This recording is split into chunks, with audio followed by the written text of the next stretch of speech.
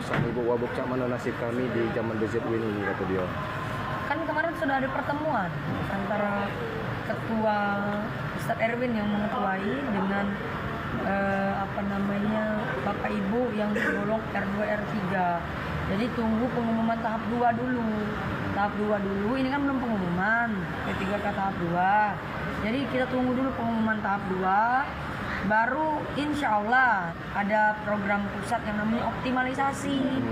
Nah tapi kan berhubung peraturannya dari pusat, kita harus menunggu dulu peraturan itu.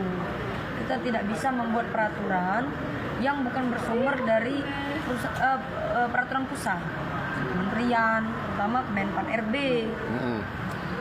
Kemudian Bu, apakah mereka ini kedepannya apakah berpotensi untuk diangkat menjadi pegawai pemerintah dengan perjanjian kerja atau P3K? Makanya kata saya tadi kan ada yang namanya optimalisasi. Optimalisasi itu peraturannya dikeluarkan oleh kementerian. Kita tunggu dulu kalau memang di lahat ini dilihat dari ASN yang kurang, mungkin bisa. Tapi ini kan dipetakan penerimaan pegawai ini oleh Kemenpan RB. Jadi kita tunggu dulu peraturan dari Kemenpan RB. Masalah R2 dan R3 kemarin sudah dijelaskan, sudah pertemuan dengan beberapa perwakilan dari R2 dan R3. Saya rasa cukup jelas di situ. Terkait audiensi dengan pihak HRD tadi Bu, Ya. Mungkin dari pihak Pemkab sudah ada rancangan untuk peraturan daerah tersebut, bisa dijelaskan Bu? Jadi sekarang kan kita masih menyusun draft. Saya dengan Pak Bupati mau hati-hati betul untuk menyusun draft mengenai perda tentang ketenagakerjaan. Insya Allah isi draftnya nanti, isi perdanya nanti 70% tenaga kerja itu berasal dari putra-putri daerah Lahat. 30% boleh diambil dari luar Kabupaten Lahat.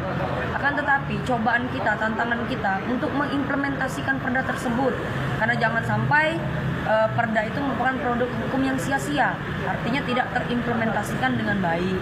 Makanya saya tadi undang pihak-pihak ARD untuk sosialisasi mengenai perda ini, bahwa Lahat ini akan membentuk perda tentang ketenagakerjaan. Dan alhamdulillah luar biasa apa respon positif HRD tambang.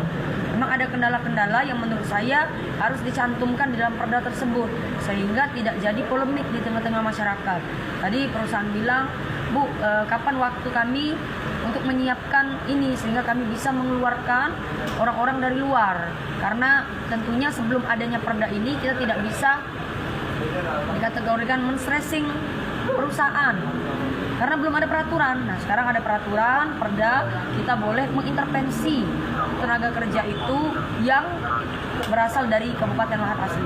Dan doakan dukungan dari masyarakat sehingga perda ini dapat dijalankan dengan baik.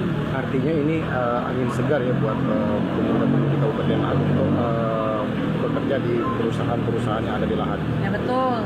Menurut saya ini bisa menjadi inovasi dan terobosan yang baru. Kabupaten-kabupaten lain sudah menerapkan perda tenaga kerjaan, bahkan dari 2017, ada 2018, tapi Lahat belum ada produk hukum mengatur tentang tenaga kerja. Jadi undang-undang tenaga kerja itu mengatur secara umum. Secara spesifiknya diserahkan oleh pemerintah daerah masing-masing. Nah, dengan adanya kesempatan itu, kita membuat produk hukum yang mana untuk menjamin dan memperkecil pengangguran di Lahat. Tentunya harus diawasi sama-sama. Jangan sampai cuma produk hukum belaka. Oke, terima kasih Bu.